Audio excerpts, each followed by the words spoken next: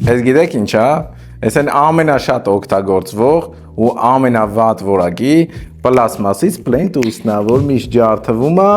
ու իր տեսքը շատ շուտ կորցնում է։ Պլաստմասե շրիշակներն էլ չեն անդառնում, իրանց անկյունները միշտ թռնում են, իրանք վնասվում են, էժանագին ու վատ տեսք են տալիս ինտերիերին։ MDF-ից շրիշակներ պետք է ընտրենք հատուկ ներկվածքով տարբերակները, որոնք կլինեն ջրակայուն, բայց միևնույն է սրանք այդքան էլ վնասվածքակայուն չեն։ PVC կամ PVХ-ից շրիշակներ, սրանք վնասվածքակայուն չեն եւ յուրաքանչյուր հարվածը փոսիկներ է թողում իրենց վրա։ Պոլիուրետանե տարբերակներ լավն են, լավ տեսք ունեն, բայց ժամանակի ընթացքում դեղնում են եւ պահանջում են իդեալական հարթ պատեր։ Փայտե շրիշակներ բնական, գեղեցիկ, բայց միևնույն է ժամանակի ընթացքում ճաքերն անխուսափելի են։ Եվ վերջում պոլիմերային շրիշակներ ամուր, չդեղնող, կարելի է ներկեր ու ռեստավրացիա անել եւ իդեալական պատեր չեն պահանջում։ Իմիջիայլոց պատերի մոլդինգների պարագայում կարելի է դրանցից օգտվել։ Սրանք երկար կծառեն, իրենց տեսքը չեն կորցնի ու հարուստ տեսք կտան մեր ինտերիերին։ Միացիր իր մեջին, ընտրենք թույն շրիշակներ քո ինտերիերին համապատասխան։